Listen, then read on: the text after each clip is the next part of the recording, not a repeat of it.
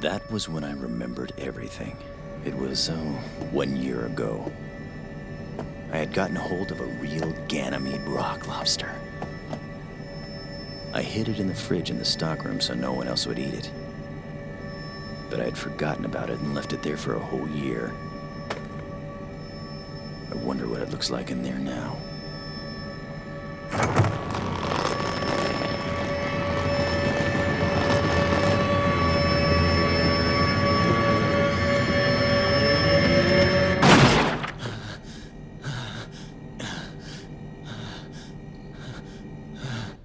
So that's the story. And what was the real lesson? Don't leave things in the fridge. Oh, yeah!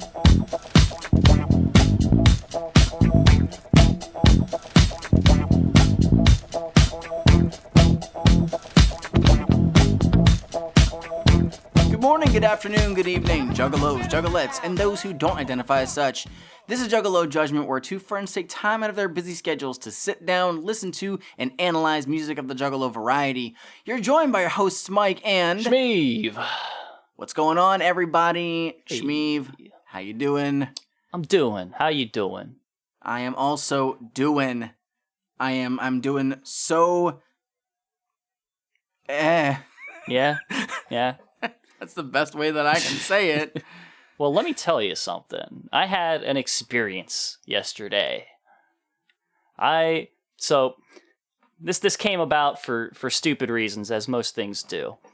Yeah. Where on Thursday, we had like a little bit of a back and forth and stuff going on our Twitter with some people because of somebody who got really frustrated, I guess, with the state of Juggalo podcasts. Just really sorry to hear that we're not all garbage, I guess. I don't know. That we don't just uncritically listen to them and go, yeah, great, wow, wonderful. Just jerking ICP off at every turn. But during that talk, the host of the What is a Juggalo podcast dropped in for a little bit, and later I noticed on the What is a Juggalo podcast page, I guess it's possible that this was the reason that they decided to start doing episodes again, because they'd been on a break for a while, and they asked they were asking for Juggalos to come on, and I was like, what about a non-Juggalo who co-hosts a Juggalo podcast? And before they could contact their own lawyers about it, the amazing Jekyll Buddies vouched for me on behalf, like, they contacted their own lawyers apparently to get the go-ahead to have me on someone else's show. So because of that, yesterday I spent an hour chatting with Robert Tidwell of the What is a Juggalo podcast. It was a good time. It's a good time just chatting about life stuff and how that relates to, you know, my experiences with ICP and related things. It's a really good podcast. I checked it out myself, and I learned stuff about my buddy that I didn't know. Yeah. So take that as you will. Clearly, I'm not a good enough friend. You can learn where my name came from.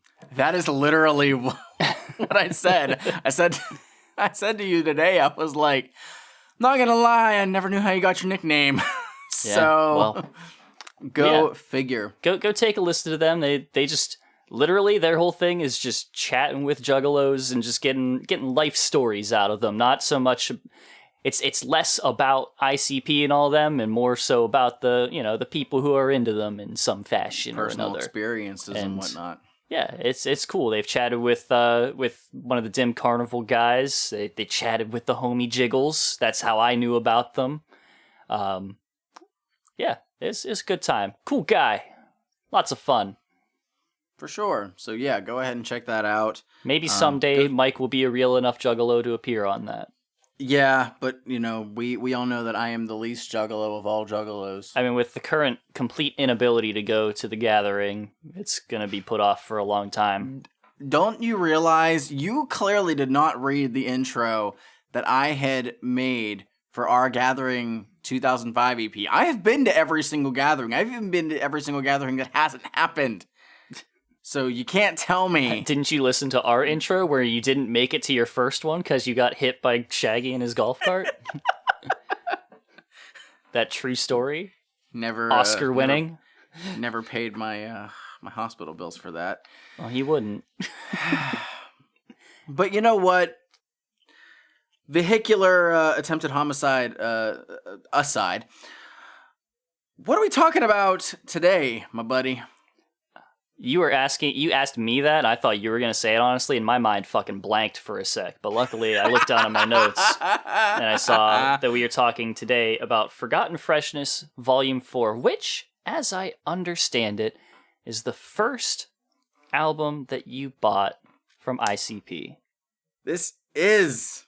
So, I have mentioned this before, but for anybody who maybe didn't hear way back, I think it might have been like on our like pre-Wraith episode. Probably. But yes, this is the first ICP album that I ever purchased. I did not get, Riddlebox or Malenko, a lot of people's go-to first albums.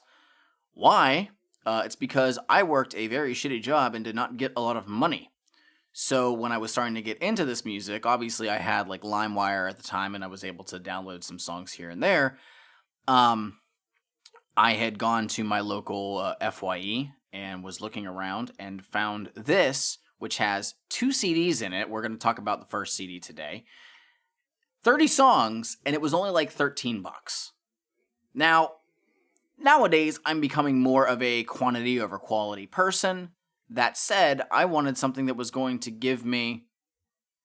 Oh, wait, no. I screwed that up. I'm a quality over quantity person. There you go. Oh, I mean, I don't believe you, but... Trust me, with as much music as I've gotten nowadays, you'd be surprised. Anyways, back then I was like, I want to get as much music as I possibly can to get into these guys and understand a bit more. I even told Violent J this himself.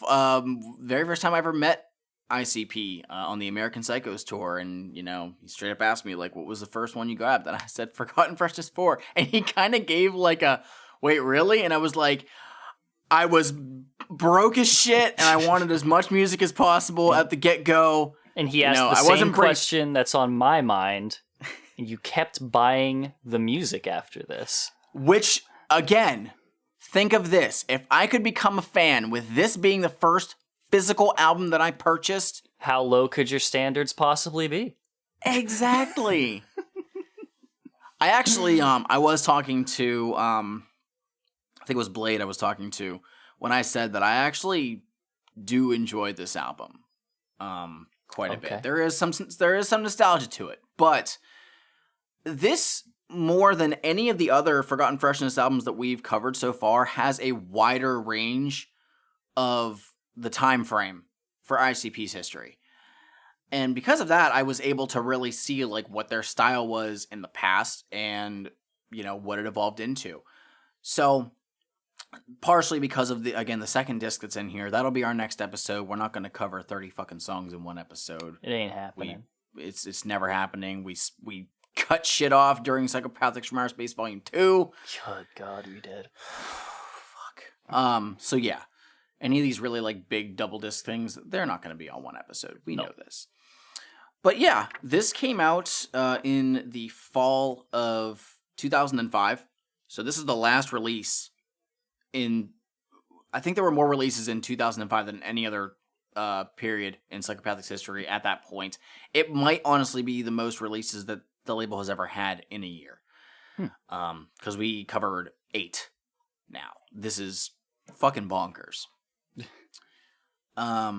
As we did on prior Forgotten Freshnesses and Cryptic Collections, there are little notes about each track. So whenever we do our little, minute or so listen, we will, I'll go ahead and I'll spit that shit off, and then we'll go into our discussion. That said, the intro does kind of go right into track 2. Yeah, we'll just listen to those straight. So we'll just listen to those straight through and then do that. But before we do that, we gotta do the same thing that we do every episode. We gotta crack open a motherfucker.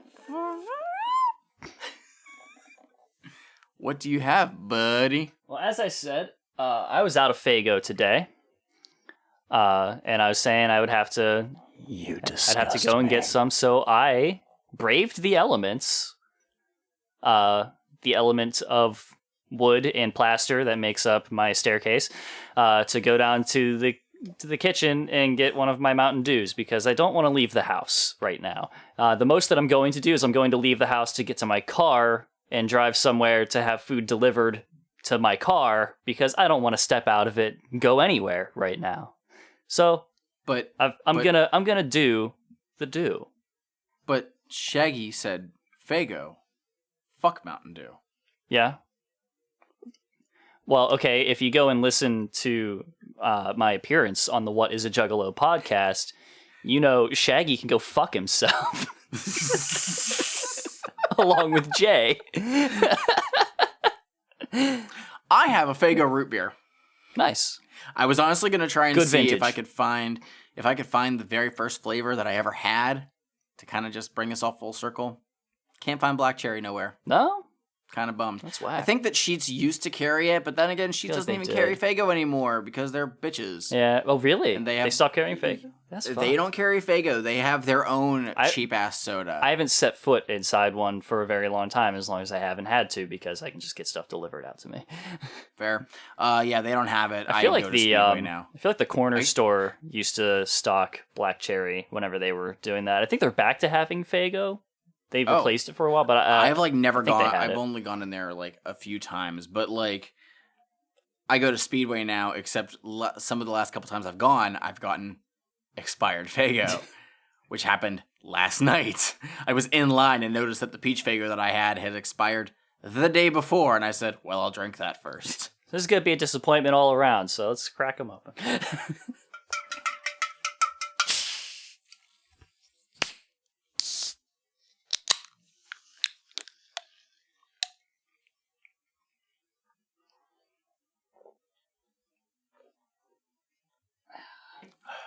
That radioactive goodness. Let's jump into it. Track 1, intro.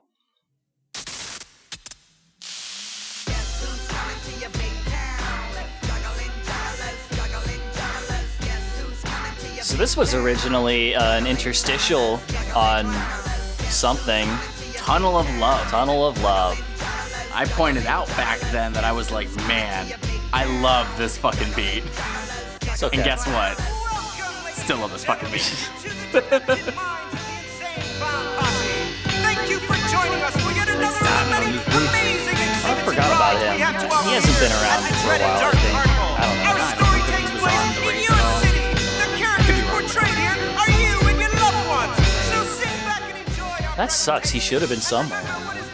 He belongs there. will one day become your reality. And that's our promise to you from all of us here at the world-famous Dark Carnival. Guess who's coming to your big town? Juggling jugglers, juggling jugglers. Guess who's coming to your big town? Mike's just having a blast. I'm fucking jamming the fuck out. I don't even care. I love this fucking beat. I want this to be like the a Calliope's full song. band again. Heard it in fucking years. And this is the people.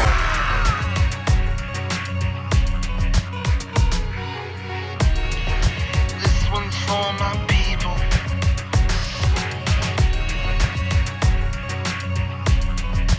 All the very people. This one's for my Trees growing out of the dirt for us to climb on. Beats attacking your ears for us to rhyme on. On time with a bag of perk. 3 fine dimes putting shags to work. We on both sides of the river, all around the ocean. Spinning like a carousel, stuck in fast motion. Like that, camp out on his back. Flat on the mat, I've been doing that. We running barefoot on broken glass, I can't believe it. But the shit is out there and we're here to receive it. Catch me in the waterfalls with sexy ass mermaids washing my balls. We throwing rocks in the sky, putting craters on the moon. Chilling with the creature from the Black Lagoon. Communication through your stereo. For everybody listening, here we go. This one's for my people, the very people listening here, and it don't matter where. This one's for my people, the very people listening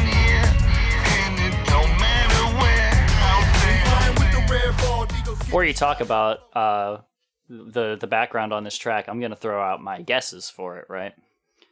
Because I know that several of these tracks were made to be on Forgotten Freshness Volume 4. I would guess that this is either one of those, or it was an outtake from The Calm.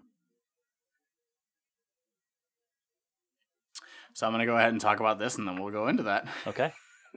All right, so for the intro, this is some old freshness, dug up, discovered, and delivered right to you just as it was recorded in 1996. This was the original intro to the Tunnel of Love EP, but it was later scrapped and a different intro was made. Now this intro, the original, will finally be heard, and bumped no doubt, right here on FF4.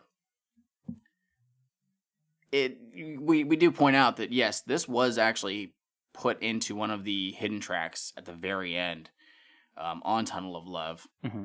I think I might have even mentioned that we were going to hear this again. You probably did, yeah. So, I in my notes, I was just like, I've heard this somewhere before, probably Ringmaster. I was wrong, but it was close. Yeah. Same general area. So, there's that. Now, the people. This special song was created just for the FF4 album. There it is. It's a shout out to all the people that are still down with the clowns, especially after all 6 Joker cards have now surfaced. This song's for the very people waiting to see what's next. ICP loves them for that. The song is a tribute and a showing of real appreciation from ICP to the people who enjoy listening to their music. ICP and a team of 20 Psychopathic Records ninjas are greatly thankful for their everlasting love and support. The people is a clown-loved dap to juggalos no matter who or where they are in the world today. Yeah. So, I didn't notice this until just now, but this actually, I would have thought that yes, this would have been like it could have been an outtake from The Calm. However, The Calm was entirely done by ICP, whereas this, the track itself was produced by Fritz. Fritz, okay, that's an interesting one. Yeah, I can hear a bit of his kind of weirder style there, but it sounds close to. It's like a cross between a Mike P and a Fritz here. Mm-hmm. Yeah, and then for a lot of the tracks on here, you're also going to see additional production by Team Supreme, which we mentioned before is ICP, Lavelle, and Isham. Oh. So this is honestly kind of an interesting track to like open with. Yeah. Just stylistically, like it. Again, this is the first album that I bought by them, and for this to be one of the first things I hear, right? You know, where I'm under the impression these guys rap about murder and bugs on their nuts. Yeah, for this one that comes off like it would either be like a mid album or this would be one of their not as good but still decent closers that they would ride off with. Totally. But I enjoy it. I enjoy this a lot.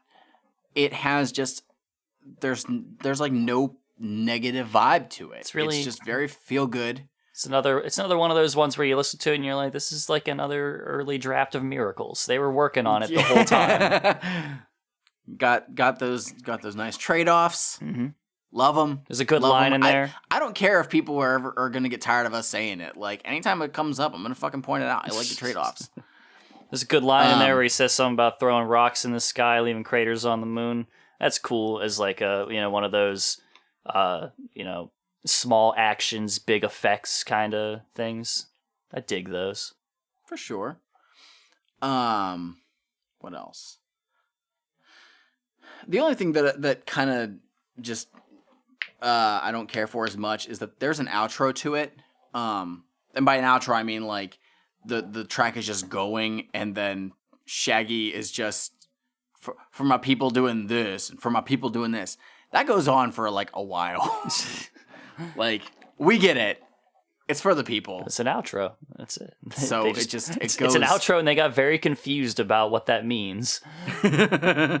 Just like outro. So, it goes after the intro, right? Intro, then outro. It makes sense, right? So yeah, it kind of drags. And that's the last track on the album. We're done. Bye, guys. So if you want to go to 320, there is a skit, and that will go into track 3. I feel like I don't want to go to 320. Nah, it's okay. Hey, it's me! That's what I thought. Your favorite carnival carny, the lovable, huggable, well-living rags! Whoa! scared the bejesus out of Sit down, bitch! Fresh from the grave, and once again, I'll be your host for yet another. Shut up, bitch! I'm talking. For yet another magical, Track 3, mystical Clown ride Walk. of torture and deception.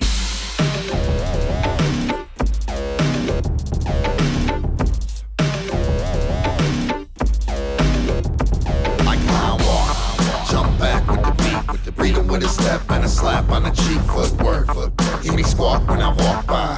With your hawk eye, you get a chalk line. I dance up and down steps when I gotta. Clown walking on my hands, I gotcha.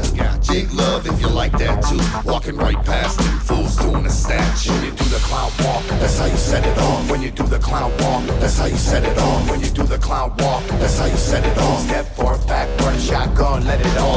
Right foot up, Stomp to the ground, stomp. 180. Turn it around. Put your left foot up, Stomp to the ground, stomp. 180. Turn it around. Everything on big time. So dope, I ain't met my homie Remy Ho. Let me. In This the song was year originally made- 2000, Limp Bizkit released the song Rollin'.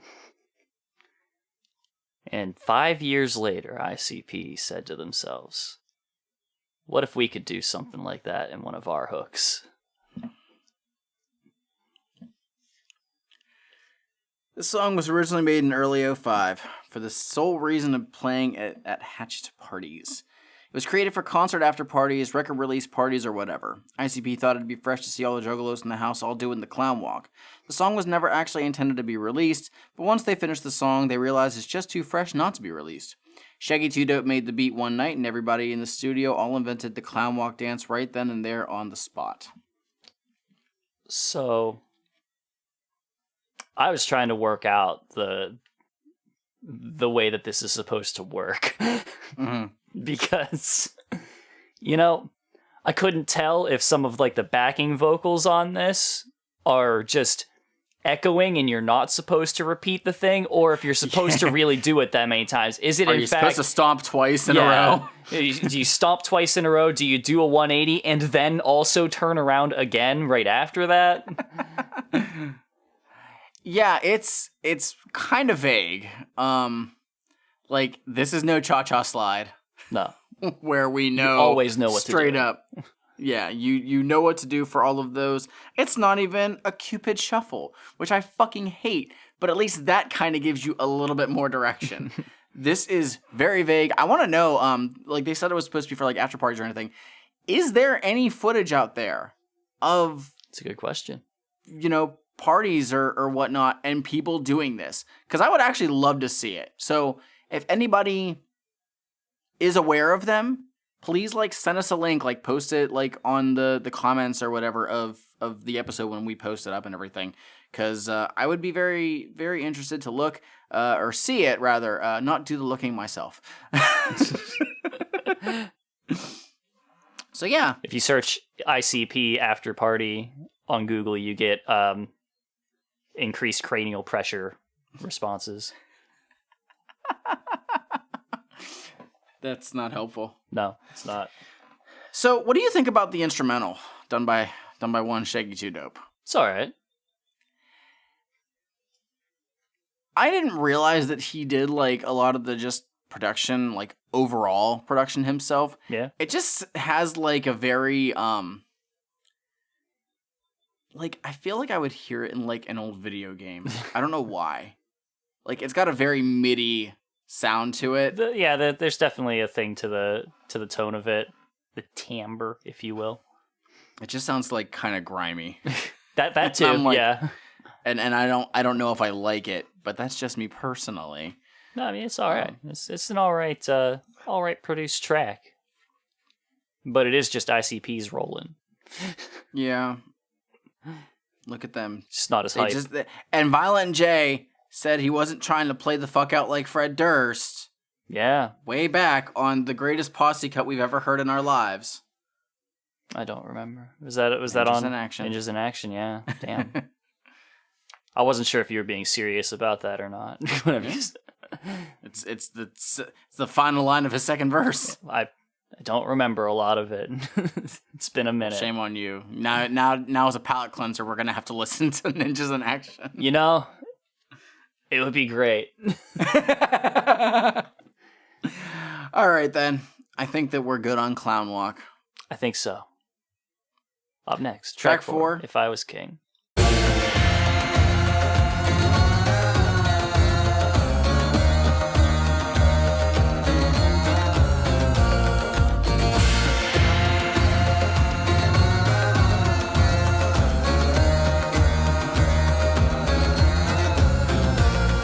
If I was a king, all bitches would blow me.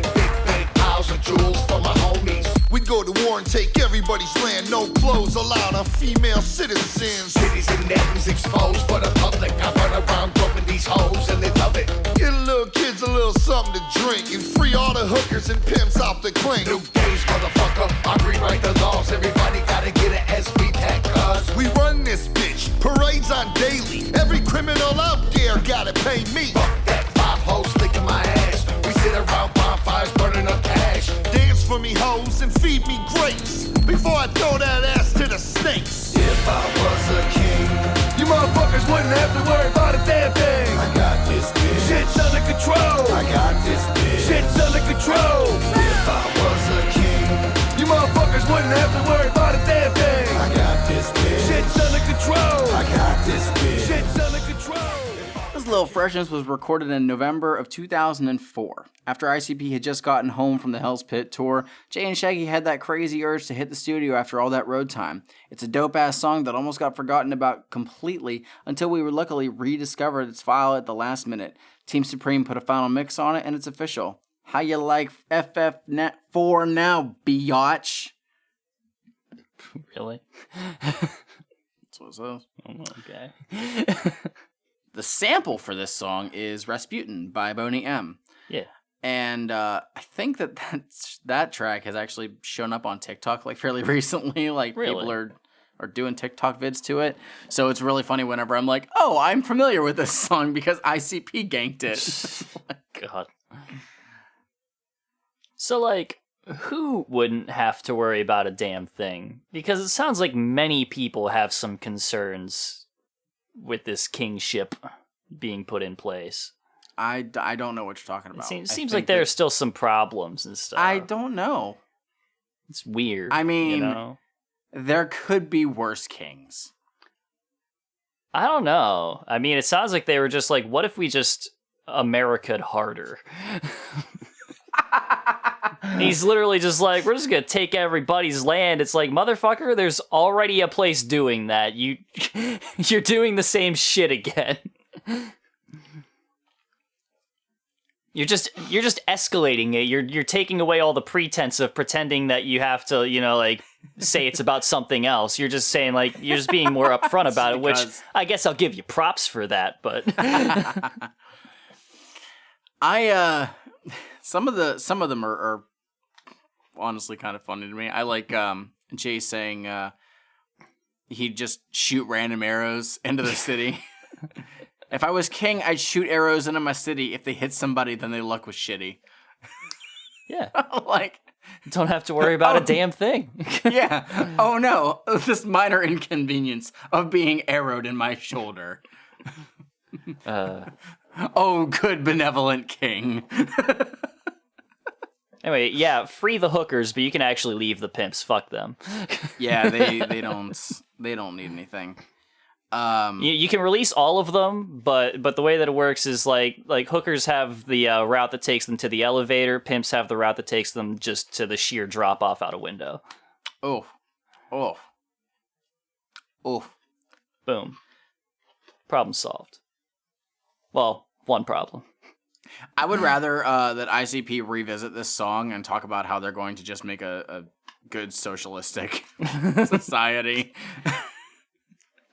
I want them to revisit this and talk about how they're trying to do exactly what they're doing in this song, but they're starting by making their compound where their employees live. Clown Compound coming soon. God. And just to point out, this was written and produced by ICP, so they made this one too. Oh. Which, honestly, props to them. They did a good job, like, working the sample. Mm-hmm. So, I like this one a lot, honestly. I just think it's... Who all is on that hook? Is it just them? It does say that additional voices by Kamal. I don't know who that is. Huh. That's all I can think of. Well, there you go. I mean, on the chorus, it's still like Jay and Shaggy. Right. It sounds like there's somebody else in there. I don't know. I think they may have just doubled Jay's vocals on it. It sounds like... I mean, when I say it sounds like there's somebody else in there, I know that there's a possibility that there are more than two voices and it can still be them. What I mean is I hear a voice in there that does not sound like one of the two. No. I'm very familiar with audio editing and layering vocals, Mike. Jay just put an effect on. He was like, I'm going to throw off this motherfucker in 16 years. Oh, God. Track number 5, Dear ICP. Here we go. Dear ICP, I was wondering if you could help me. I've been involved in a relationship. I want to know what that for fill is from several at the years beginning now, of it because and, I feel like I've heard that jack had for an affair with 1,000 different someone else, things. I think it actually is. So I want to stay with the girl. You know, I feel real hurt over this. What should I do? Smack that bitch right across the lips, cause she ain't nothing but a filthy bitch. Beat that freak in the head with a cinder block. Black in her eyes, you move a TikTok. Cause I really don't give a fuck, except when I'm trying to put her in the butt. Shit, I ain't said nothing. Somebody left they load in a belly button. How you gonna say you love that when the rap beat's smelling like somebody's nutsack? I respect you in your fucking head. Should've shot that bitch in the back with nutsack. But you're nothing but a pogo. Trying to fall in love, but you can't love a yo-yo. She'll run and fucking it, come right back. Then I greet her at the door with a smack. Cause I'm psycho swinging till you hear her singing. Lord, my woman had another man, so I slapped her in the toe with a frying pan. Dear ICP. Hang on, before you start talking, I already know, or at least I'm pretty sure, as long as I wasn't lied to, that this was scrapped from the Ringmaster, and that was a good idea. This piece of art is ancient. This track has never been heard before and is from way back in the days of 1993. The song was recorded for the Ringmaster album, but it was never used. It was just too sloppy and crazy. There's no telling what was going through the minds of the wicked clowns in the early 90s, and there's no telling today either. This song is plain, truthful evidence that ICP has been on some other shit since day one. There's actually an alternate version of this. You know what? I don't know. But there is an alternate version of this song. It's just straight up called Dear Too Dope. It was never put on anything else. You can find it online. And there are some slight differences, but they're very, very minor. The Ringmaster was better for not having this on it. I feel like out of like some of those earlier albums that we've talked about, like you have a minor fondness for Ringmaster just because of what like it did for like because it like, was their image or their lore. Well, it was because it was just a fun album. It had good songs on it. Mm-hmm. There was like, good stuff to find in there, like Bugs on My Nuts. Yeah, like Bugs on My Nuts. Which actually, it was an okay track on there. That was good. Yeah. It had the loons. It had all that other fucking shit. It had fucking Southwest Wagon. Ringmaster does need to get more. It needs more props. But yeah, this is one of the reasons why I say like this has one of the longest ranges of any of the Forgotten Freshnesses because you have something all the way from 1993 up until 2005. So literally a 12-year gap, and you can hear shit that they were doing way back fucking then and see how they evolved. They did some word we want to use. Did some spring cleaning and found all this stuff before they threw it out. Yeah. So this, I mean, yeah, you can tell based on the production and Shaggy's voice, when this would have been made. And yeah, it is kind of weird that this was kind of scrapped from Ringmaster. I'm very surprised they wouldn't have maybe tossed it on to like Terror Wheel or something. I feel like there's stuff on Terror Wheel that we probably could have switched this out for. I don't remember what was on Terror Wheel. Dead Body Man. I'd take that over this.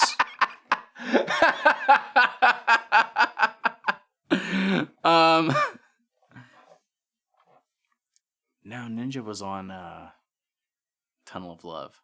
I'll have to double check. Terror Wheel's the one that I'm honestly like. Terror Wheel was a good one. With. Didn't it have? It had Amy's in the Attic, didn't it? Yes, Amy's in the Attic was on that one. The Smog was on that one. I remember Terror Wheel being a pretty good album, pretty good short EP. It's been a while, and that's the one EP that I probably have the least amount of. Anyway, the point is this album continues the trend of ICP having a questionable understanding of anatomy and a big old nut fixation as they have had for forever. And, they're... The ICP thing. The stuff... Oh, my God. Oh, my God. Just this whole... Okay, so let's roll through these letters that they get here, right? Right? First verse, we got a dude who's like, I think my girlfriend's cheating on me, and they're like, you should beat the shit out of her. The second one is like a girl who's like, I really like this guy, but I don't know if I want to fuck him yet. And they're like, well, you should. Fuck you. Yeah. He'll probably be going out and fucking somebody else anyway, and that's fine. Yep. And then the third one is just like... Okay, the third one bothers me because they didn't give an actual answer. Wait, they did somewhere in there. I don't remember. It's been a minute. And by a minute, I mean I literally listened to it this morning. Yeah, they didn't give an actual reason for the last one. Anyway, they didn't give an answer. Whenever you do the things that they do in these first two verses, and you force certain roles on certain people in society, it kind of really allows you to dehumanize them and remove their agency in things. Like they do. And it sucks. I hate it. And that's why they're not really on any new shit. They're on the same shit that people were back in that time and still today. Yeah. We need to remember that, like... So 93. We need to remember that, like, women are human beings, right? What? I know, it's hard to wrap your head around. Turns out, they're people. Mike's gonna need some time to process this. He's gonna need to have a sit down, talk with his girlfriend, listen for the first time. It's gonna be weird. It's gonna be weird whenever you actually like hear her and you start parsing that she's saying words and they mean things. She's been speaking English the whole time. Shocking. I don't know how I can continue. It's like when Bruce Willis found out he was dead at the end of The Sixth Sense. Wait, what? Sorry, Die Hard. My bad. Wrong movie. Track 6, Madhouse with Tech 9. Welcome to the Madhouse. Here, ghosts wail and moan, skeletons rattle, trying to escape their imprisoning coffins. Grimacing skulls gasp a death threat. You have entered the nightmare. Somebody open up the fucking door and let me in. The world's about to get me again. Shit ain't pretend. I'm safer in the madhouse, clinging to the ceiling like a spider. I'm out of your mind like frozen fire. Razor blade fingernails scratching my neck. Lost in a maze, I found a dragon barbecue in the back. An arm came up out the toilet, exposed my balls. That shit hurt, got me headbutting holes in the walls. I wanna see you. I hear you. I catch spirits and ghosts by their invisible throats and then tear through. Never scary boo, bitch. I'm a kamikaze, swimming through the living room, watching Joni and Chachi, and then I realize I'm Posse, trapped in the TV. Somebody changed the channel and got the better of me. You ain't never getting, and we ain't never getting down. Cause I hold the key to unlock this madhouse. It don't matter where you run to, scream or shout. Cause I hold the key to unlock this madhouse. You ain't never getting, and we ain't never getting down. Cause I hold the key to unlock. I'm gonna get a little tech in here. Don't matter Gonna let him go for a few bars. Cause I hold the key to unlock this madhouse. So many dimensions in my encephal. These levels are dense and devil. Ain't been alright since the ghetto. Better wait till my temper settle. Cause my mind is a madhouse. The 9 finna spaz out. Player haters don't throw stones if you grind in a glass house. Sometimes when I lash out, I pass out. And get that first line out of him there. This bad boy was recorded exclusively for FF4. ICP and Tech 9 together make for a devastating concert, and they're just as explosive together on a track. Juggalos have waited for this very song for years. Tech 9 was kind enough to lace it up for the Wicked Clowns in FF4. Ninjas can expect more ICP and Tech 9 flavor coming in the near future. This is just something to set it off for you. Can they expect that? So, this isn't the first track that ICP and Tech did together. Okay. Have we actually covered that? We haven't heard it yet? No. Okay. So it will be actually on our next episode. Oh. But that was a big track with a lot of people on it. Okay. So this is the first, exclusively ICP and Tech. They would only, aside from that, do one other song together. And it's one that I know. And it's one that you know. Yeah. So it's a pretty good one too. So it's very interesting to think, because Tech 9 had actually toured with ICP on, I think it was the Wicked Wonka tour, which was in 2003. He may have also toured with them on Hell's Pit. I don't know for sure, but like, you gotta remember. I mean, back then Tech 9 was not a massive draw like he is nowadays. I mean, Tech is fucking huge. In the last decade, he has expanded so much more than just, diehard fans and Juggalos. Yeah. So take it as you will when Violent J says, oh yeah, this guy, people weren't really feeling him, and then, we brought him along, and then he had a following. Yes, Juggalos did latch on to Tech 9 early on, but they were not exclusively the people who were following his music. So when Juggalos are like, oh, Tech 9 doesn't give a shit about Juggalos anymore, shut the fuck up. Just stop. He always had his own cult to go to. Like, he wasn't really into... He was building the technicians early on. Now, so this was made in 2005, which is the year before one of my favorite Tech 9 albums came out. This is when he's really starting to develop. And that was Ever Ready. Yeah. So, yeah, Ever Ready's so fucking good. It's a really good album. This song. This is an interesting thing, because, like, whenever I listened to this, and I got to his verse, I was like, this feels like Tech is a talented rapper. Like, yes, very capable. Mm-hmm. But if you listen to him enough, you can almost hear where he's going to take something before he goes there sometimes. And this is one of those where, like, I hear this and I'm like, this is a very standard, serviceable Tech verse. Like, if I'm gonna hear Tech on something, this is basically what I expect to hear in his... He has a very specific way to craft and build to, these specific lines that he drops, and the way that he does them. Like, his flow has it just has a certain way that it goes that you can expect. It's an interesting one. It's also something that, and this isn't necessarily me, like, berating his style or anything, but Tech 9, I think whenever he works with somebody or does a verse for somebody that is, how do I want to word it, where it's outside of, like, his norm. Mm-hmm. Like, this was at a period where a lot of people were, like, drawn to Tech because of what he did on, like, Angelic, which is, in some levels, horrorcore. And so they kind of expect that from him. Yeah. And so him working with Twisted back on Green Book with Serial Killer, him working with ICP on this, and other artists of the same ilk, it was kind of a cut and paste of, this is a generic Tech 9 verse that he can make, but sprinkle in a little bit to kind of tie it to the rest of the song. But if you would have put this verse in a completely different ICP song, I feel like it could have fit. Yeah.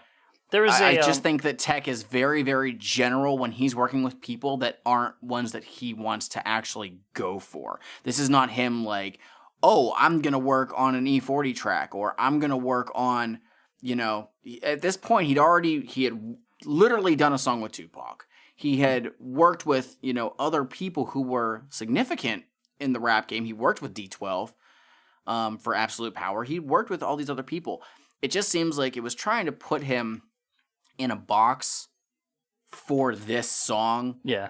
And it almost comes off a bit clumsy in a way. There was a, so whenever our podcast papas, Roach Coach, covered the Korn album Issues, and I listened to that, what was going through my mind through most of that album, because I don't think I ever listened to Issues myself. I don't have a copy of it or anything like that. I never got that big into Korn.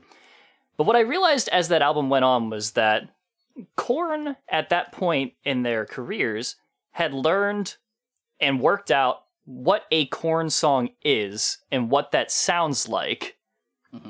And that's what they made on this album. And so it's not like, whenever Korn came out, like, that sound is fresh. Like, you listen to that and you're like, this is new shit. Nobody has ever done something like this. And by the time that they had started into Issues, like, don't get me wrong, Falling Away From Me, baller fucking song. Make Me Bad, fucking rules. But they are also just like, they're Korn songs. Like, you listen to them and like, this is a formulaic, this is how Korn makes a song. They could practically phone it in and they would come up with that sound. If you put, and like, to build on that, if you've never listened to the Korn Greatest Hits album, it is almost impossible if you've never bought a Korn album to say, okay, well, what songs were on different albums? Right. Genuinely. I had bought that, and the only album that I had before that was Follow the Leader. And their sound is so unique that it's Korn, but it is also something that they have perfected in a way that up until, I think, probably the last maybe 6 or 7 years, with the last couple of releases that they did where they've kind of experimented in a different direction, a lot of the stuff sounds like, oh, they were just making more songs. Yeah, Freak on a Leash would fit right in with anything off of Issues. Like, Twisted Transistor. Yeah. Like, from 2004 or 2005, something like that. Like you might hear a little bit more, like, this is almost kind of poppy mixed, like, along with their sound, but it's still just like, this is a Korn song. This is what it sounds like. And that's what I hear in Tech's verse more. That's what I was getting at ultimately, was that kind of thing. It is he knows what a Tech verse sounds like. He knows the build-ups to the ways that he's going to rap something, and he just fucking does it. I don't even know if he has to really think too hard about it at this point.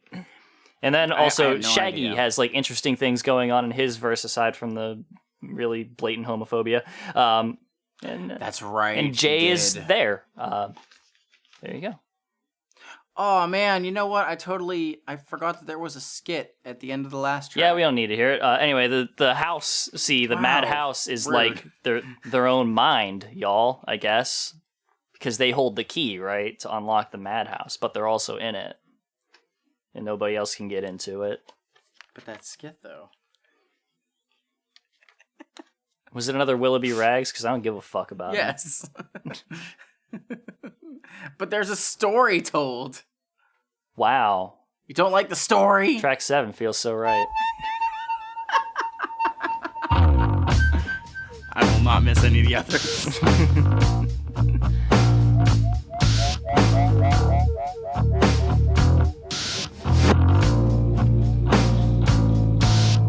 Perched up like a gargoyle, waiting up in a tree. Drop down upon a victim, fall so silently. the hoodie.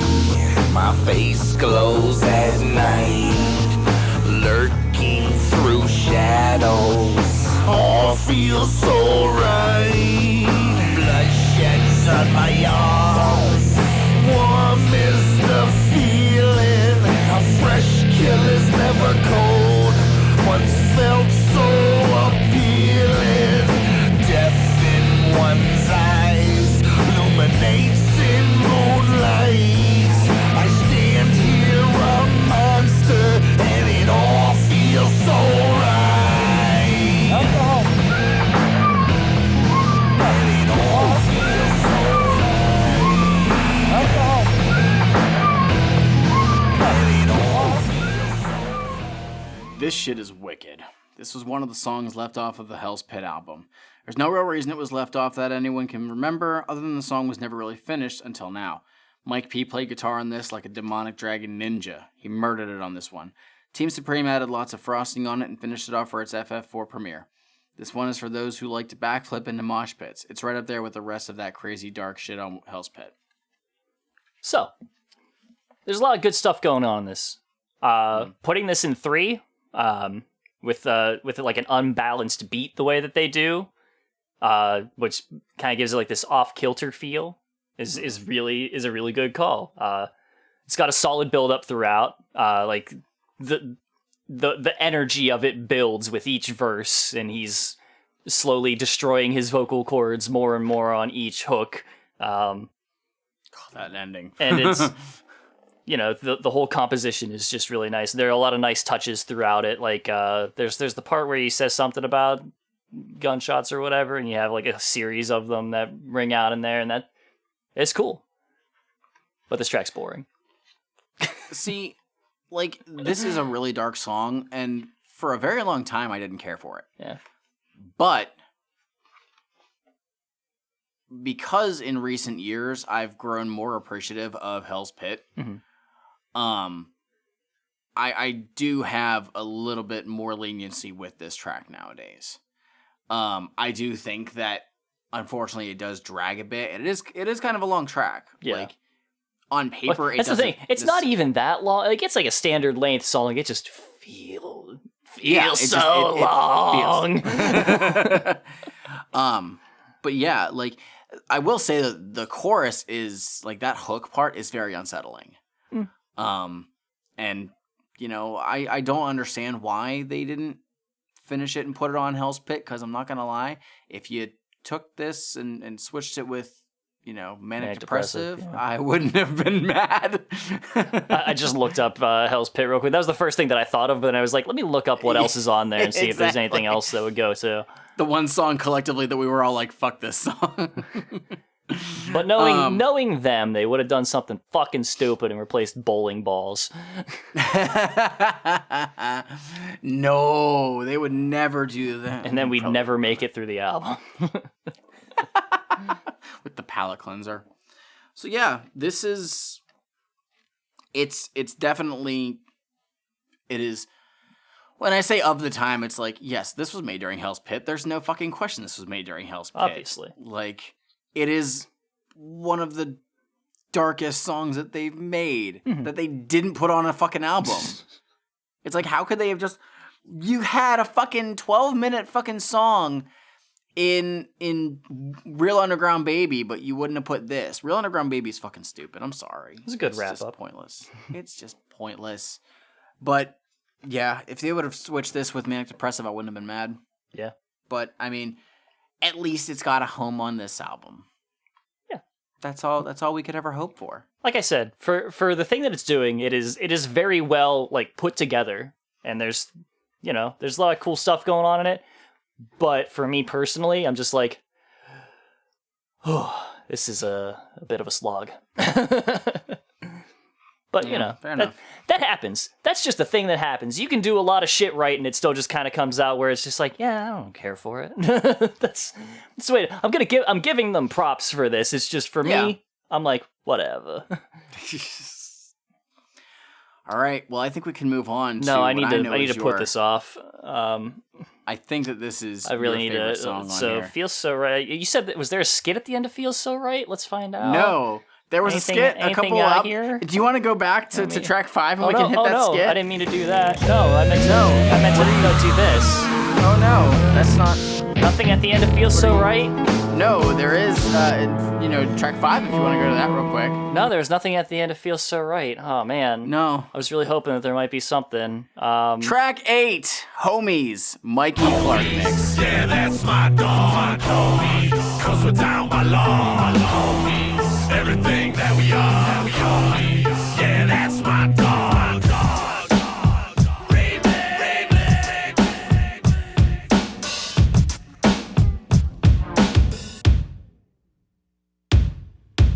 Ask you this about this life we live, and let me try to swerve some of this attention you give to them distant ass relatives over ham dinner. If they really missed you so much, why don't they just call it, motherfucker? If you wasn't blood, would you still have love? Or in fact, does the blood make you think you have to love? Look, I probably love my family more than anybody here, but my homies are family too. Third cousins, get out of here. Who was you with when you got tattooed? Who was you tripping with when you did them mushrooms? And who the fuck threw up all over your car and then felt worse than you about the shit in the morning? Who loaned your money, homie? Who owes your cash? Who taught you how to use the bond for the grass? I don't know much, but I gotta assume when you hit your first net, your homies was who you talking about? Homies, yeah, that's my dog, homies. Cause we're down by law, homies. Everything that we are, homies. Yeah, that's my dog. Never had a job that you truly despise. Like, I don't know, maybe dishwashing or fucking remixing the perfect song that does not need touched. How could ICP do a song about homies without the big homie himself, Mikey Clark, back up in your frightened ass with a fresh-ass remix to the Juggalo anthem Homies off 2002 Shangri-La. Take a peep at Mike Clark's twist on the Wraith. Mikey Clark did to this what that one guy did to Hocus Pocus. This is fucking bad. You were not happy about this. Why would you take an upbeat song and try to recontextualize it with this lazy-ass, edgy guitar riff thing going on that you could have may as well have like ripped off from fucking... he did the Jim Johnston. Yeah. He did the Jim Johnston. It may as well have been ripped off from like fucking Rock the Dead. Like, it's almost that riff, if I'm remembering correctly. It's been a minute since I've heard it. But like, why? Why? Also, why take every drop into the hook and just make it suck? Like, why do you have, we talk about homies? What is that? Like, why? This didn't have to exist. Schmeev messaged me earlier this week voicing the utter displeasure at this song. I had already been aware of the song Homies. I said before, Homies was the third ICP song that I had ever heard. And so hearing this version was weird, but I didn't hate it. And I'm going to say, like, is this bad? No. Yes. But they totally change up the entire vibe of the original, and I could not see there being a reason to really change it up in any other way. If they would have taken the original and maybe added more to it, okay, fine. Yeah. But this instrumental is fucking cool. I really like it. I like it belongs literally anywhere else. Yeah, I think I really like which for one, Shaggy 2 Dope, they reuse his pre-chorus from the first one. They do that twice. Yeah, I don't even fucking. Which I guess makes sense because his second one is more like almost freestyled, so it wouldn't have fit like with. It's still to the fucking beat. I don't know why they changed it, but there's a really really cool like background part that pops up for his part, and I think it's also in the chorus. Like, if you put that stuff in the fucking main version of the song, I get it, but I don't know if maybe he was like, Mike P didn't do this song the way I would have done it. I'm doing it better. And they were like, I mean, it's cool, but I think it's he was not just what like Homies is. I think he was just Spiteful. like, I've been asked to remix a thing, and so I'm gonna do it. Yeah, I guess. that might have been the case. That might have been the case. And so, yeah, I don't hate this. I honestly don't. I like it, but it is not the original version. It will never take place of the original version. There's just no reason where we're to at. do it. No. There's no reason to take this and kill all of the energy that went into the original one. Like, it's just not good. Like, it's just fucking, like I said, like literally the drop into that hook is a fucking sin. Like, it's talking about homies. Like, why would you do that? And literally the same thing that I said about the Hocus Pocus remix, where it's just like, what if we just had the same thing going for the whole fucking song? It's like, what? Come on! Jesus Christ. Schmeev does not like remixes, so we don't like this. We don't like Hocus Pocus. We don't like Chicken Huntin'. Oh, God. Have we found a Just single put some remix fucking so effort far? in. Put some fucking effort in. God damn. Just going off on Mikey Clark. Go to 332. I don't want to. Too bad. I'm gonna make sure it's exact so I hear as little of this remix as possible. There. What do you say, Nailed you, it. let me squeeze your titty a little something, something. Say, why don't you just leave her alone? Hey! What? Fuck you! Was I talking to you, fucker? No. This was Shut worth your it. fucking lips! Now, let me get this titty. Track 9. Stab. I believe it's Stale. I never give an inch. Short arms and deep pockets. Be sure to lock it. Real special. You won't go driving through our neighborhood. You fucking.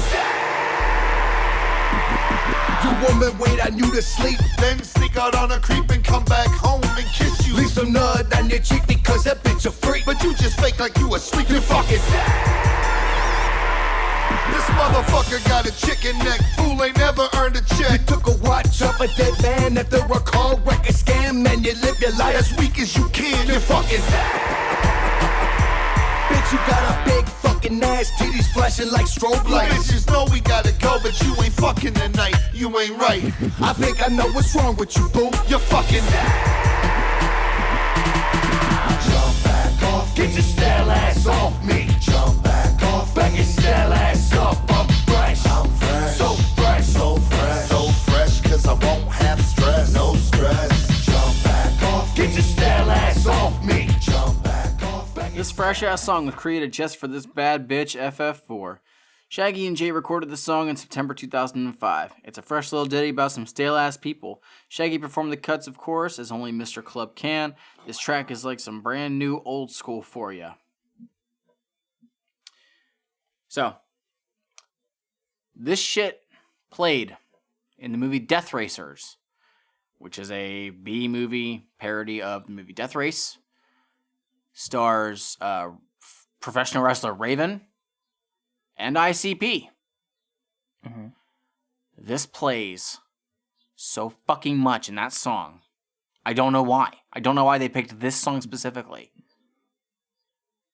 And they don't even like start it at different points. It literally starts at like the beginning every fucking time. I hate this fucking song all because of that goddamn movie. I never really cared for it before.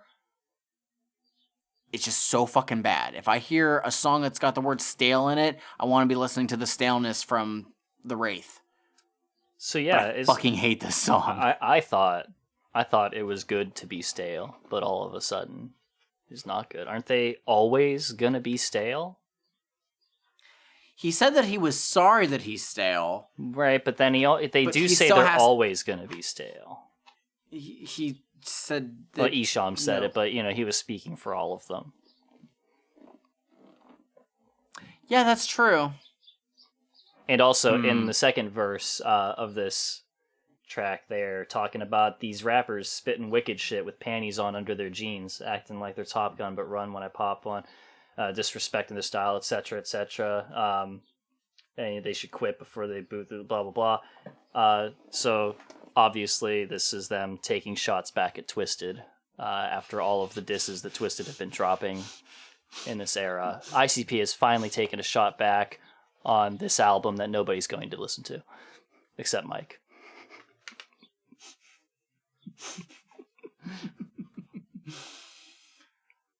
Song's boring. It's not. We've good. not had a good run of songs so far. It is not good. This is not a good song.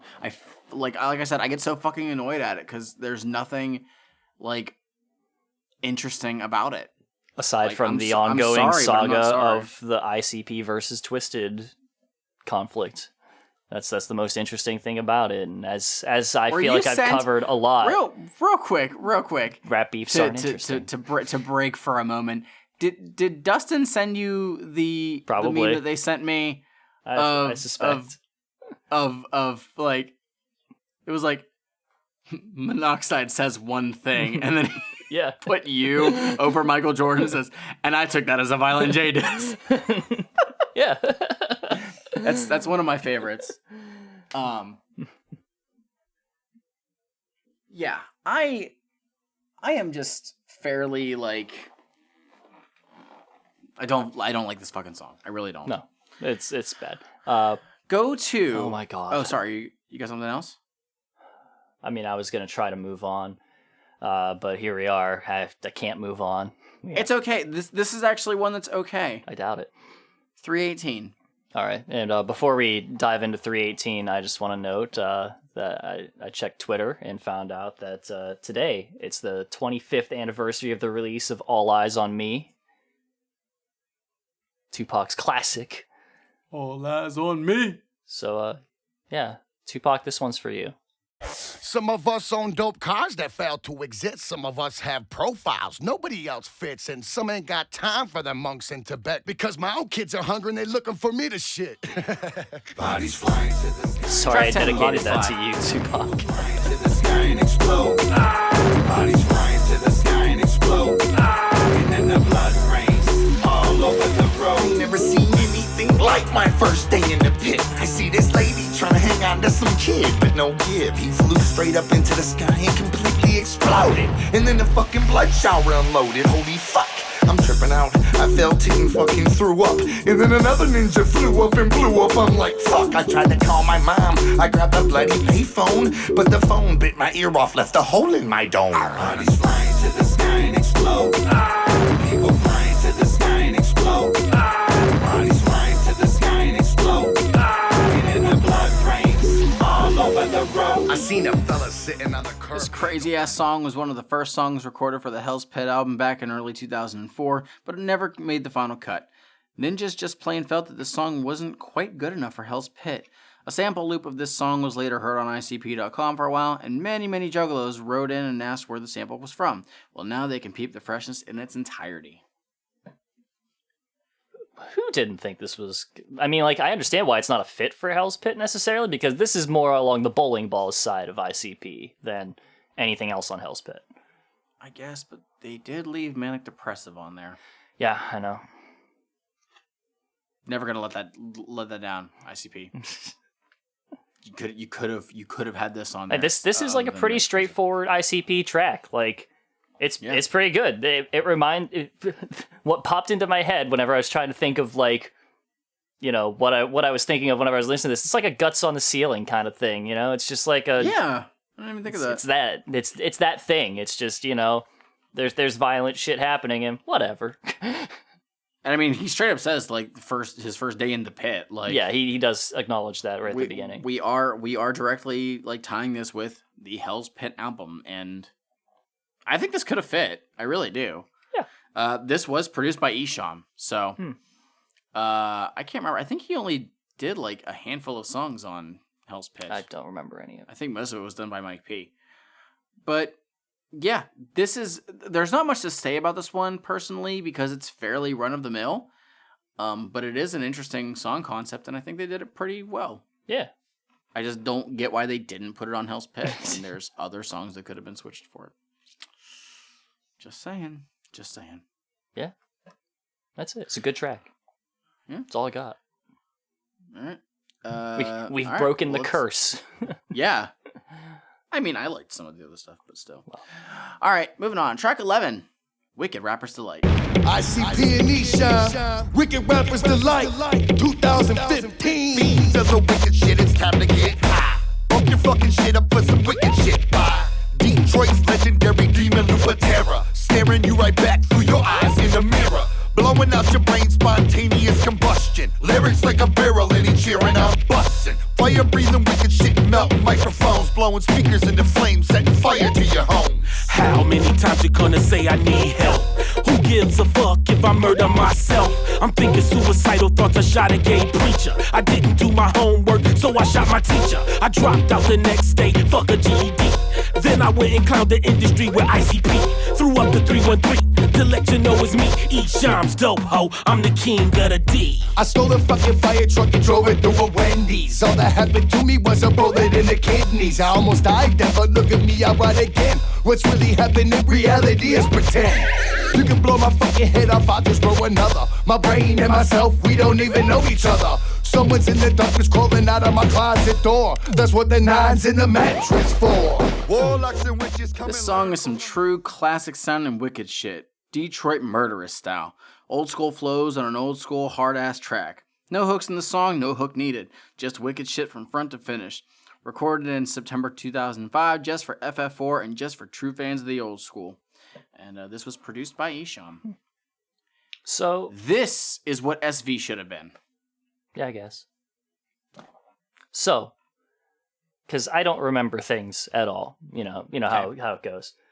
Was Esham shooting in the dark at R. Kelly, or was he like always a creep? I feel like he was taking shots at a lot of people in the industry. Right, but he specifically names R. Kelly as and implies.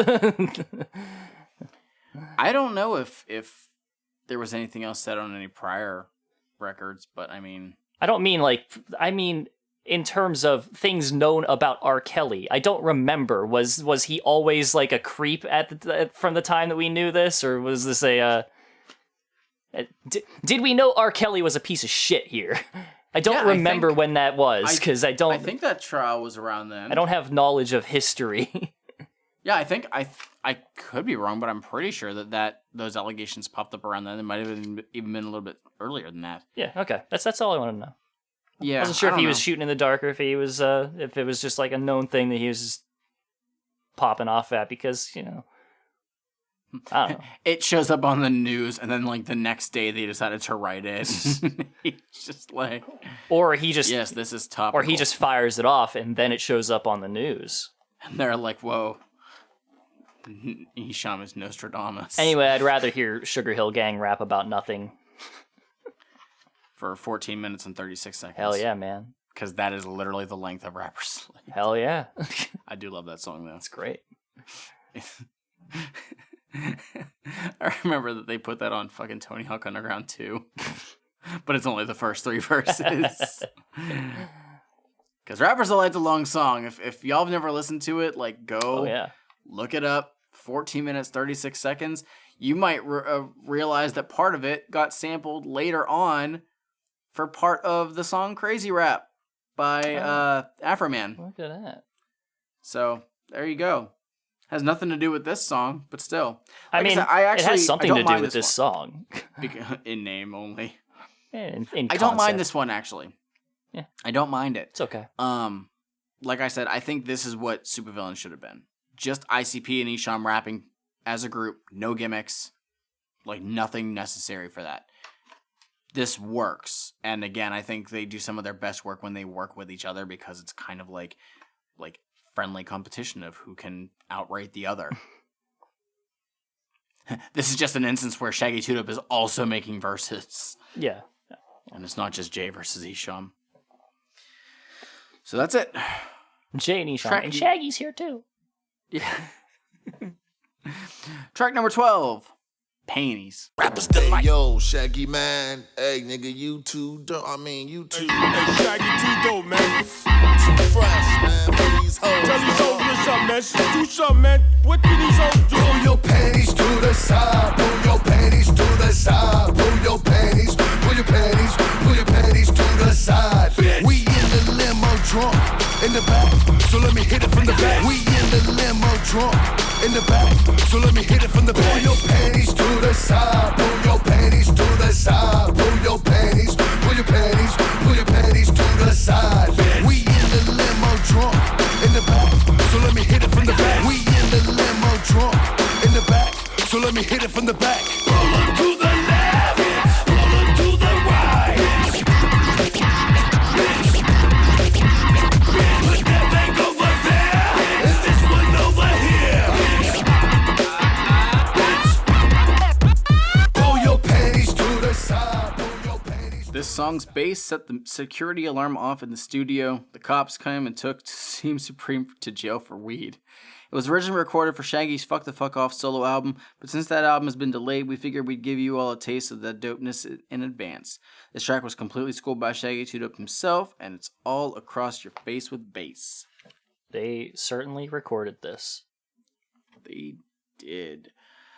So, Fuck the Fuck Off will be, I think, the first record from 2006 that we will cover. And this is not on it, so yeah. Kudos to them for not just reusing shit. Like 2 other songs on here will be. Anyways, this literally just sounds like it would have been an interlude song. Yeah. Like, it doesn't sound like it was something that was either finished because there's no other, like, verses. You've heard the whole song. Yeah. So, they probably could have just, like, put this in the middle of the album as a break. Yeah. Okay, fine. And it did not need to be 3 minutes long. No, it did not. But I mean, that's okay because part of it is a skit. Track 13, if you can't beat them, join them. No! I missed one. I will not miss another. But yeah, this entire track was done by 2Dope with some additional production by Team Supreme. So 2Dope, I honestly like the track. I think it's got an alright beat like it to has, it, yeah. Yeah, it's got an old school like dance beat, like early 90s style. Yeah. And I dig it. It sounds cool. Subject matter could be better. Yeah. Effort could have been made there. Effort could have been made. Anyway, track 13, if you can't beat them, join them. Anyways, 251. Come here, man. Check it No. out. You know they're laughing at you. No! Schmeev, man. You know what I'm saying? Come down here, man. You join the carnival, man. Bitch! Why don't you just let us go? Please! Oh, well, there is one way you can get out. Please, we'll do anything. Just tell us. Okay, let me get this out. Step up to the mic, bitch. Track 13, if you can't beat them, join them. Oh, no! What's wrong with my dick? Bitches love my dick. Come here, man. Check it out. You know they're laughing at you, man. Fuck them, man. You know what I'm saying? Come down here, man. You join the carnival, man. Gangsters banging, nuts straight hanging, freakazoid bass heads bearing changing, homeless hobos pushing dead bodies in a cart. Listen to the good part. Packs of wild dogs roaming the land, chewing on somebody's head. I don't understand. It's too much for my nugget to process, so I stop the car, step out and get all dressed, and climb the trees and kick it with the owls. You don't like that? You can suck my bowels. Just me and my homeboy Lloyd, you see. Probably can't, nobody can see him but me. Lunatics, zombies and goons roaming underneath the 17 moons of downright hell rape, suicide poison. Can't beat a fuck it. I might as well join them.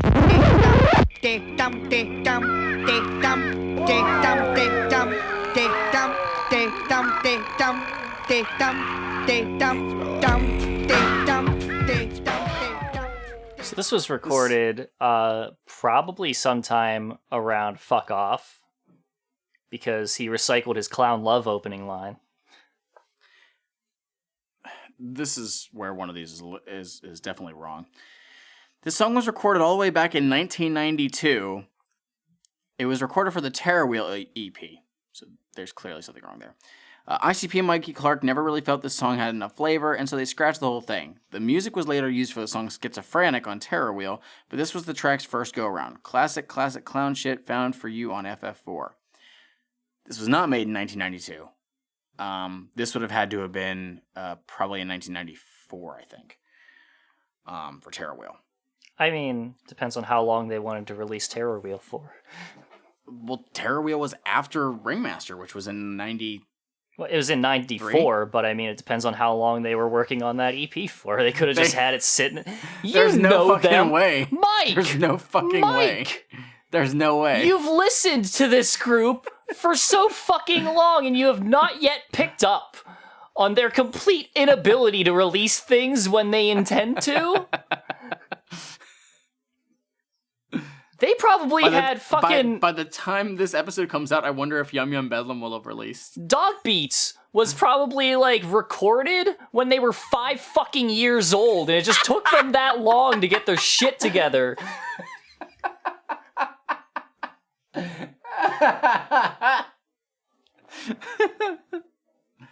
So yeah, I'm pretty sure this was wrong. I think it would have had to have been recorded in 1994 for Terror Wheel, because it doesn't make sense for them to have done that. I did not realize, though, that the instrumental was schizophrenic, so I'm going to have to re-listen to that and check that out. Well, let me think. So, okay. Terror Wheel was after Ringmaster, right? Produce and mix at the disc. Huh. Correct.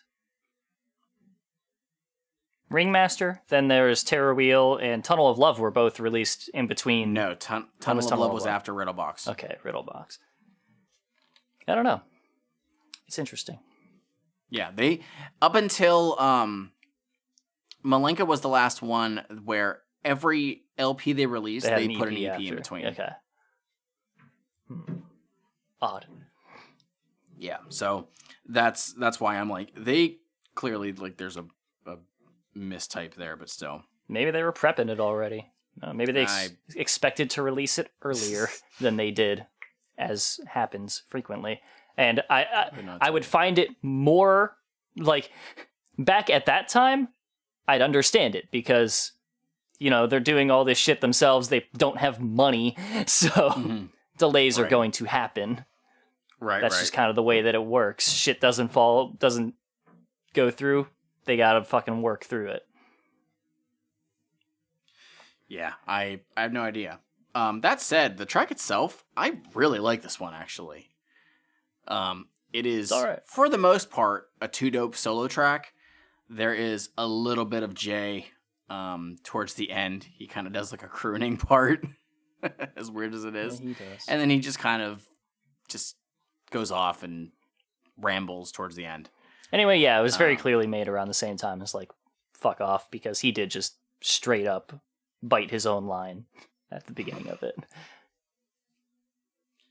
Well, it's not the first time that we have seen or will have seen something like that. Yeah. Like, man, I really liked this line that I had in this song that we decided not to put out. I'm going to reuse it because I think it's a cool line. It's just a shame that he went and was like, what if I reminded you of a song that you like way more than this one? Right at the beginning of it. Remember that song that was also on a Forgotten Freshness album? And it was a high point. It was. Clown Love's a good song. It is a good song. I do enjoy that one quite a bit. All right, I guess you know what? Thanks for reminding me of the better times on this somewhere here. All right, track 14, Nobody Move. Nobody get hurt. Nobody move, nobody get hurt. Nobody move, Nobody get hurt. Nobody move, nobody get hurt.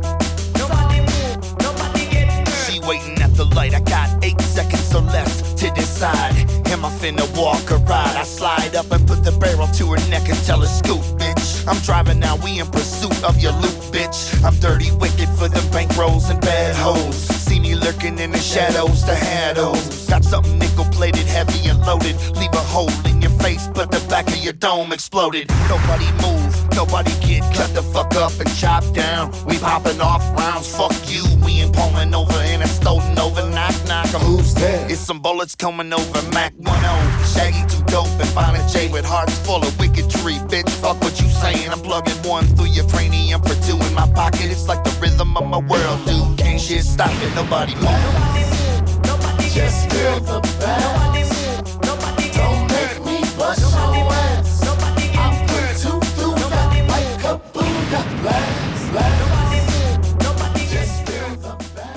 bomb-ass track was recorded on the road during the Hell's Pit tour. Shaggy, Jay, and Mac 10 recorded their lyrics right in the back of the tour bus. The track was done by a very talented ninja in Dallas, Texas, named Erotic D. ICP has wanted to work with Erotic D since they first heard his music on a DOC album years ago, and this was their chance. ICP and Mac 10 clicked right away on the tour, and it was evident right away that a track was going down. Here it is, finally, live and direct on FF4. It's interesting hearing them like taking a minute to play regular gangsta on a track. Like, really? Yeah. It's a pretty good track, so that's all right. It's pretty solid. Mac 10's verse is pretty good. Yeah, Mac 10 of the group West Side Connection. I have not listened to a lot of their stuff.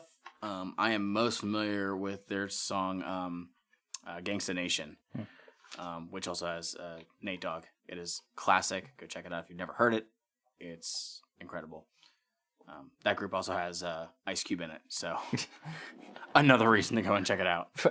Like, for some reason, like even after you read that and they were like, yeah, you know, we had a good time, got along real well on the tour and all that stuff, I'm still imagining like they started recording this and Jay gets like 2 lines into his verse where he's just like clown with a hatchet, and he's like, none of that clown shit.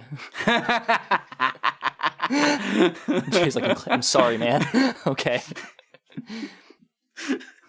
I'll be back. And he goes back to the front of the bus to write for a minute.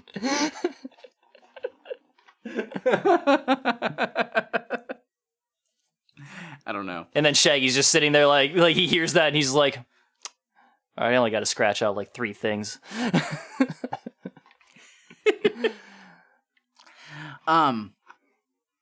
Yeah, I actually like a lot of this. This is a track that like I know of it. I just never like listened to it more. But man, this is a fucking cool track. It is. Like, the beat is insane. Mac 10 seems to click really well on it. Like, this seems like his forte. Yeah. And ICP are doing what they can to like not make it look stupid that they get to work with this dude. Yeah.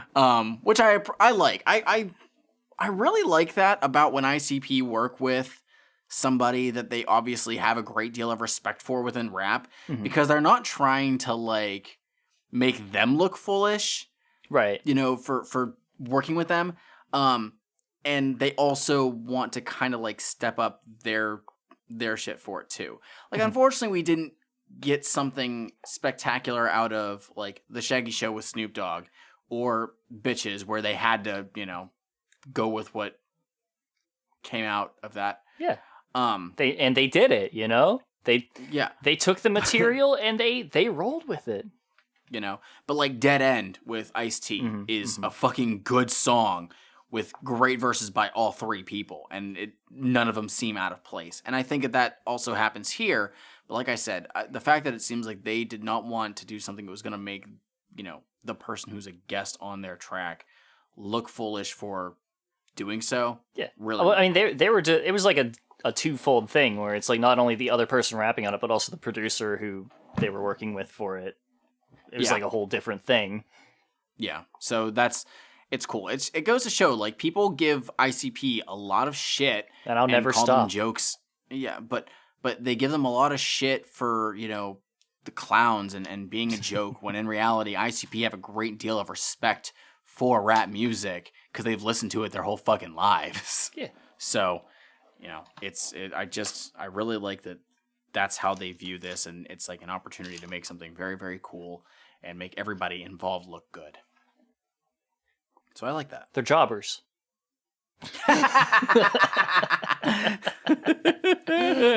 Hey, you know what? Sometimes the jobbers turn out to be really fucking good in the long run. I'm dog. Gonna tell you a little story about these 2 guys called Matt and Jeff Hardy. You may have heard of them. Were they jobbers, really? I mean, in some cases, yeah, they starting out. Yeah, but I mean, like they were made. There are like lifetime jobbers who are especially when Jeff Hardy started and he was technically like not of age. Oh, really? His very first Raw appearance, he's 16 years old. Oh, he lied about his age. Yeah. Damn. Yeah. Well, like 16 or 17. Yeah. So Kai and Tai though, man. lifetime jobbers. Amazing fucking workers in the ring. All right. Let us move on to track number 15. Yours begins tonight. I really ain't got no wins. That's alright. I never had nothing to spend. That's still alright. I ain't got too many friends. That's alright. I don't know what a story begins either. Yours begins tonight. Be sure that you wanna do this. Because once you're down, you're down. Bitch, you can make it through this. Ladies and gentlemen, gather round. Humanity, a remedy, a human being. Scrubbing, juggling, and yes, so clean. I really ain't got no wins. That's alright. I never had nothing to spend. That's still alright. I ain't got too many friends. That's alright. I don't know what a story you been. Recorded in 2002, this rock jam was initially made for ICP's Shangri-La album. It was left off because the clowns felt it was just too soft. ICP was feeling really positive and happy during the days of Diamond Rain, as evident on this rare, never-before-heard song. Far from a rap song, the song taps into a side of ICP never heard before the Shangri-La album and never heard since. Welcome to the roller coaster of ICP and FF4. This is about being initiated into a cult. Or taking a really big chance and risking it all, one or the other. Sometimes those are the same thing. I like this one a lot. It's pretty good. I really do. And yeah, if I wouldn't have told you the little intro thingy, you would have known for sure, like, yes, this was clearly made for the Wraith. Yeah. There is nothing negative about this. This is either the Wraith or it's freshly made for this. One or the other. I'd take either side of that.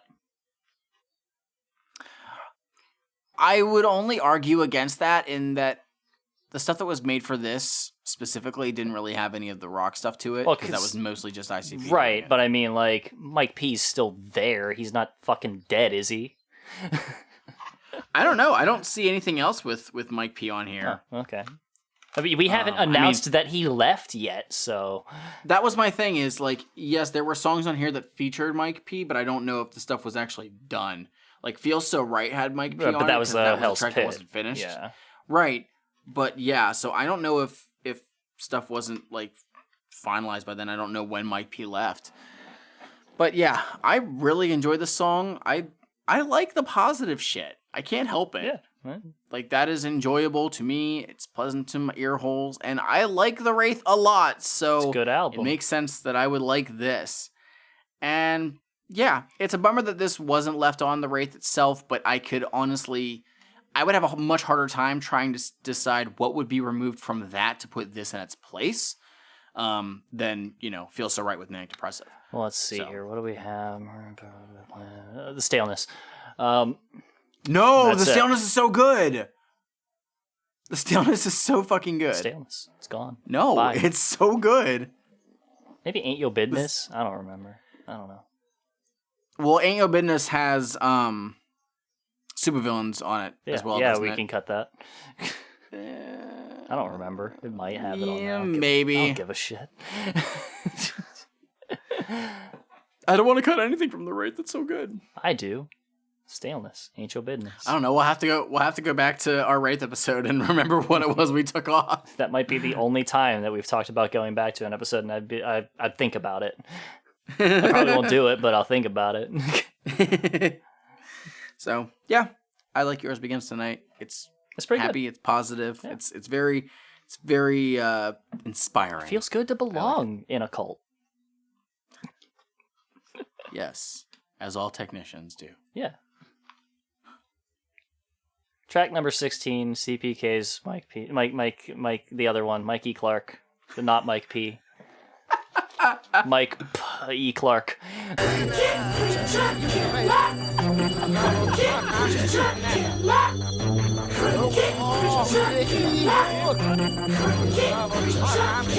Stop it! To all the world.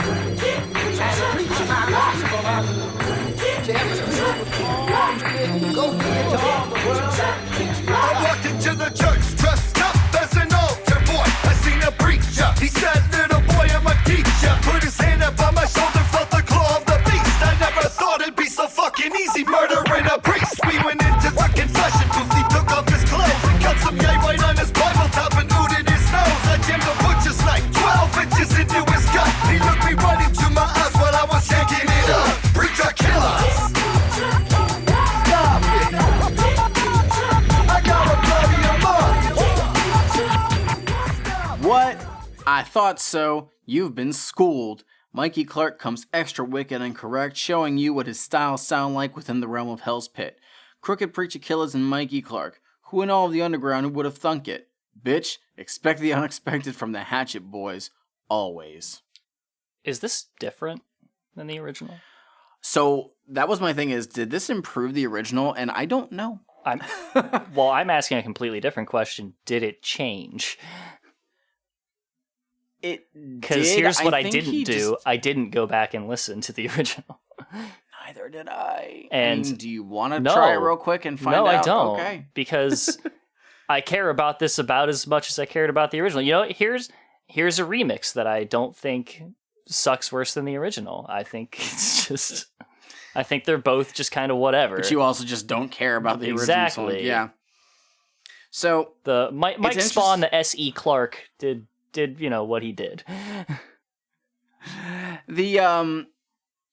So they put these two tracks on here, and I don't know if the idea for this was already in the works or not.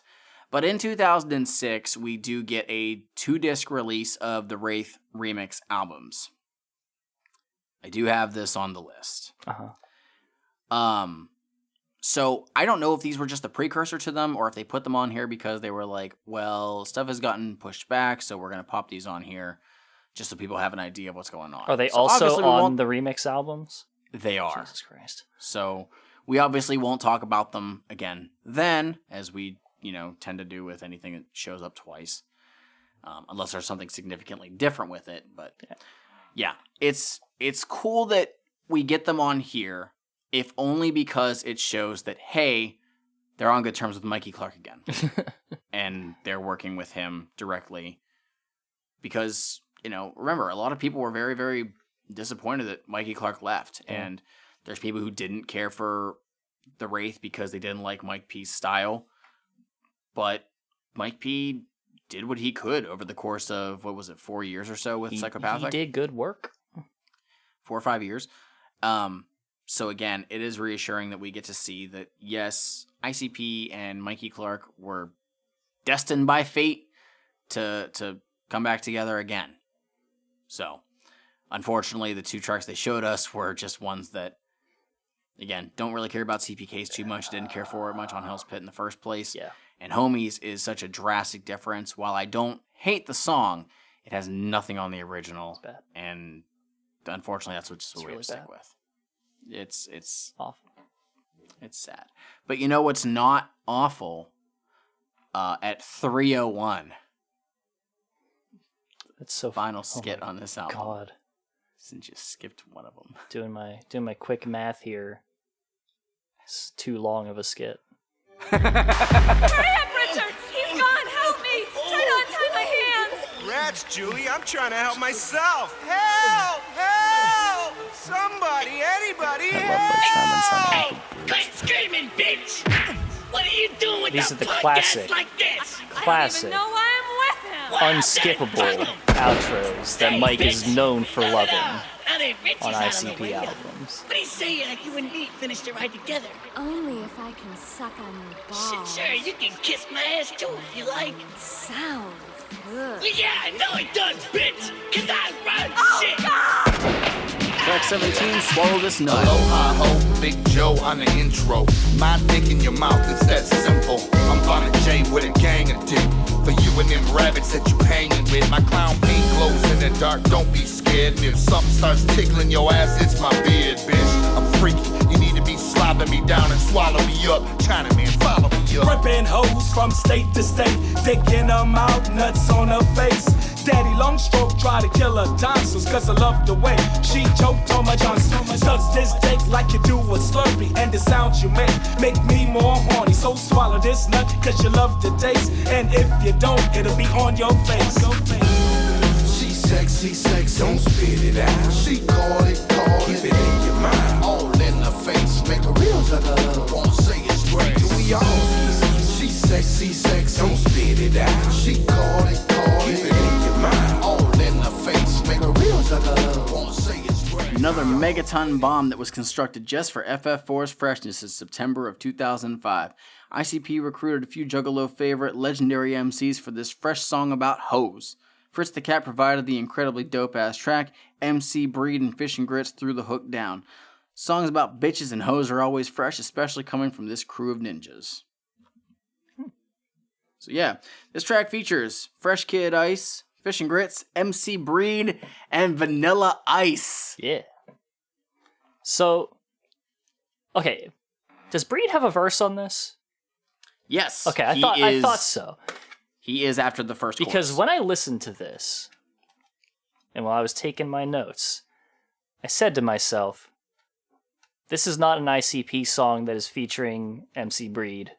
This is an MC Breed song that is featuring ICP and all these other people. 100%. Like, this beat, I'm surprised that it was Fritz, honestly. But I mean, like, it's fucking rap. But this is not made for cool. ICP. This is made for Breed. This is made for him. Yeah. Oh, real quick, before we really go into this is off topic, but I'm sorry because I don't want to forget about it. Yeah. Blaze recently did an AMA on Twitter. He did. And, you know, you did a hashtag and he was answering questions all day. And so, like, a half hour after I saw this, I asked him about, like, how the thing with Breed happened for Too Many Bitches. And he responded. He basically said that, you know, because Breed was signed to UMZ, they already had a hookup there. So he asked if he'd be interested in doing the track.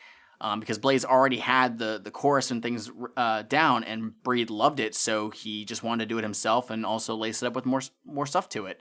And I'm like, that's kind of what I figured might have been the case, but it's still really fucking cool, and I like that we got an actual answer for it. Yeah. So you know, the big mystery that we had in Colton Grundy solved. Yeah, it's just, but anyways, he was there. Yeah, I thought that was fucking cool as hell. So yeah, you got Breed, which I didn't even realize it was MC Breed until we were doing the notes and shit. Really? I did not fucking pay attention. I was like, oh shit, fucking MC Breed. You didn't hear his voice? Well, again, like, I barely listened to the new prescription until we were doing it on the show. Yeah. So I wasn't as familiar with it, and then I'm like, oh fuck, it's Breed. But like, now I'm like, I gotta go listen to his older shit. Now that we've done it, like, I feel like you would have recognized that voice. Right, right. So now I'm like, man, I should go and listen to some of Breed's earlier stuff. He has a I'm sure there's more specific, stuff I'll like drawl. Like, he has an accent and I like it, in his voice. But I dig it. It's just so, it's like, it's fucking iconic to me right now, as a person who's heard one album from him. Yeah, it's so fucking cool. That said... Sorry. The biggest draw for this song for me was one Vanilla Ice. Of course. Now, I got this album in 2007 or so. Mm-hmm. And I hadn't even thought about the fact that it was in 2005, I believe. Vanilla Ice had released his album Platinum Underground. I knew about this because he was on the show Attack of the Show. Oh my god. And there was like a run-up saying that he was going to be the host of it. Like he was replacing somebody else. And it ended up being kind of just a gag, and it was just to promote his album. He wasn't going to be the actual host. But it was to promote Platinum Underground. And I remember trying to find this album for so fucking long, and eventually my mom did get it for me, and I was so excited. Played the fuck out of that record, man. To this day, I still love it. It's not amazing, but I love it a lot. But there's a song on there. It is literally Ninja Rap 2. Oh my god. And there is a line where he says, when we rage at the gathering with ICP, screaming, fuck the world, let's all live free. I wasn't listening to Insane Clown Posse at the time, so I didn't know anything about that shit. And then I fast forward a couple years later, and I hear this, and I'm like, fuck, they got fucking Vanilla Ice on this shit?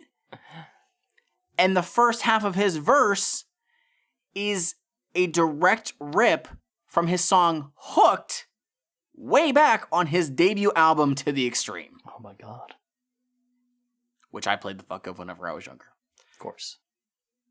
I love it. I fucking love it. Now, obviously, yes, this wasn't the first time that Vanilla Ice worked with ICP. They did Insane Killers, which we heard back on FF3. But this track is just smooth. I love this fucking song. It's really good. I really, really like it. Nobody outshines anybody else except for maybe Breed. Breed's really fucking good. I love the beginning of Two Dope's verse. I don't remember it. Hey ladies, fuck off and lick nuts. Just Shaggy being Shaggy. Shaggy being a classy man. I love this track.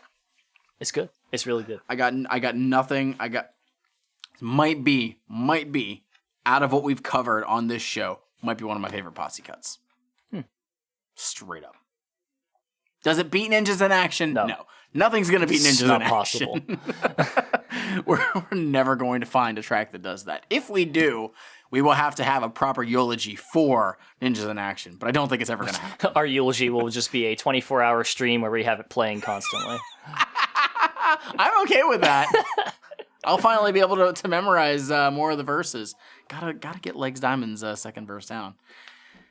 So, that is Forgotten Freshness 4. It is. Again, this was the first ICP album that I ever purchased with my own money. And you kept listening. And I kept listening. If somebody can become a fan of ICP based off of this record, and it's a compilation that comes with it, then they'd be the exact kind of person who would be a fan of Vanilla Ice, too. Don't hate, man. I love Vanilla Ice. No, he's good. If anybody can find me a copy of his album WTF, I will pay you for it. I'm dead serious because I can't fucking find it anywhere. Sucks. The only one I don't own. Oh. I have like all 6 or 7 others. Still waiting on his Psychopathic Records release because he technically was signed. Do you have all of his releases on the HGTV label? So, anyways, Forgotten Freshness 4 is honestly, like, we gave it a lot of grief, but I do have nostalgia for it. I gave it a lot. And I recognize that I have nostalgia for it. That said, I still like this compilation more than I think, like, FF1 and 2. But I think it's only because of the fact that this encompasses a wider range of, again, the time frame of ICP. So you can really see, like, what they did. This one, for me, is front-loaded with a whole lot of mediocre and just outright bad up until the half. And then it kind of picks up for the end of it. There's some stuff here and there. But, I mean, goddamn, they just really made me just slog through the first parts of this. Like, the people is okay. Clown Walk is whatever. And it's just like, it's downward trend. Madhouse kind of picks it up, but even that I'm just kind of like, it is whatever. It is totally like that is up to you. But what are the 3 favorites for you? I definitely have to go Swallow This Nut. It's really good.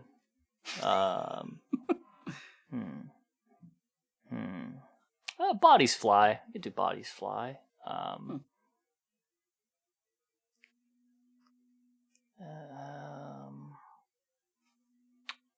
Swallow This Nut was really good.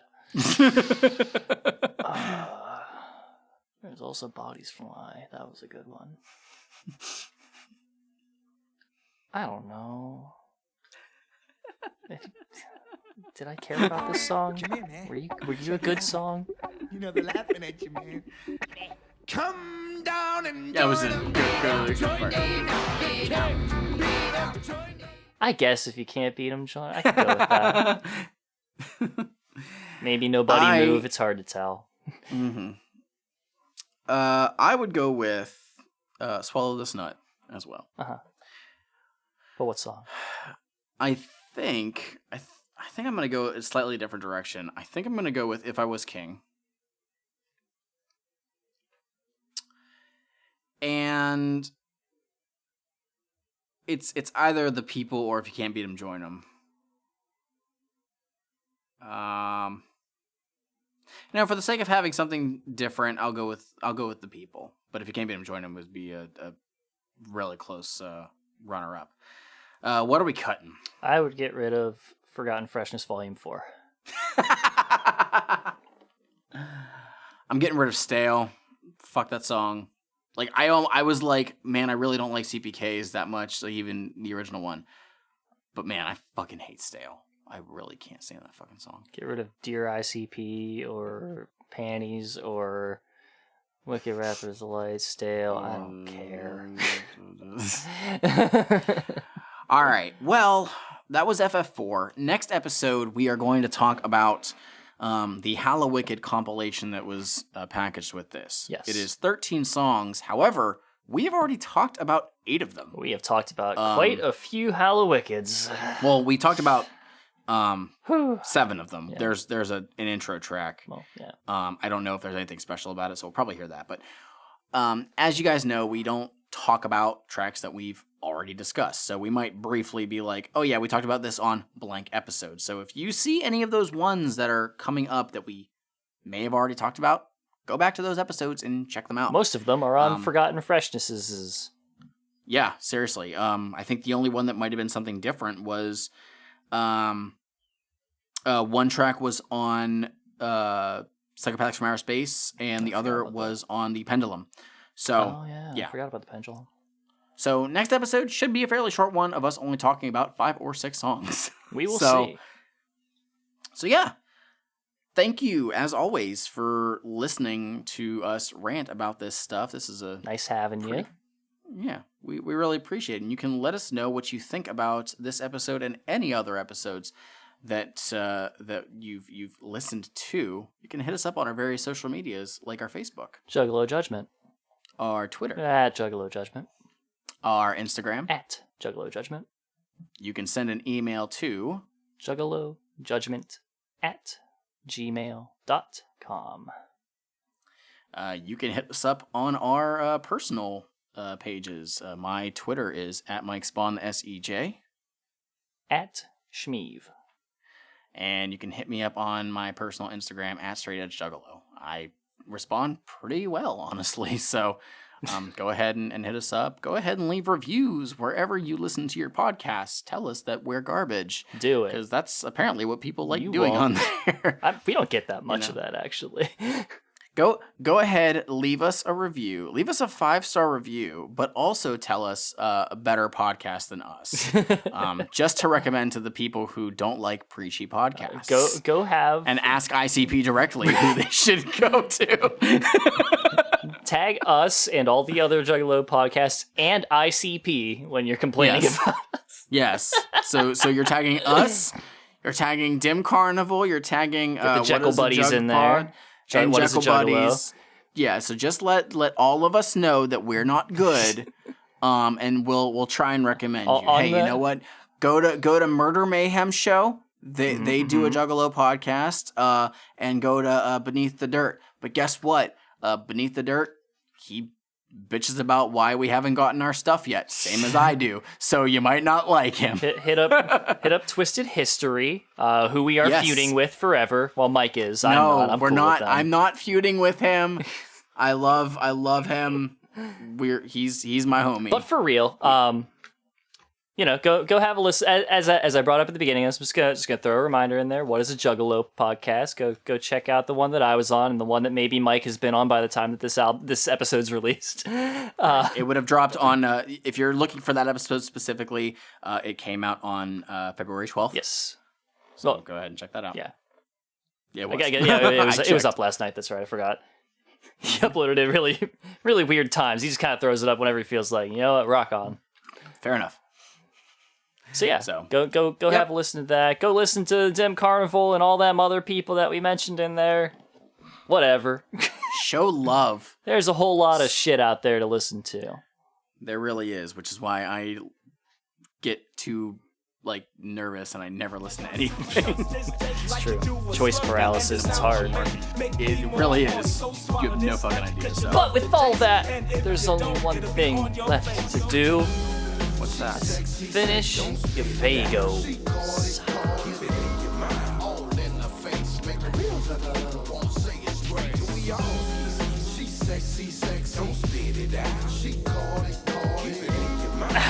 Peace. Later. With it. If you love to suck dick, take it in the face, bitch. Let me bust this. Too many bitches acting like they don't suck. Then become a rider when they taste that nut.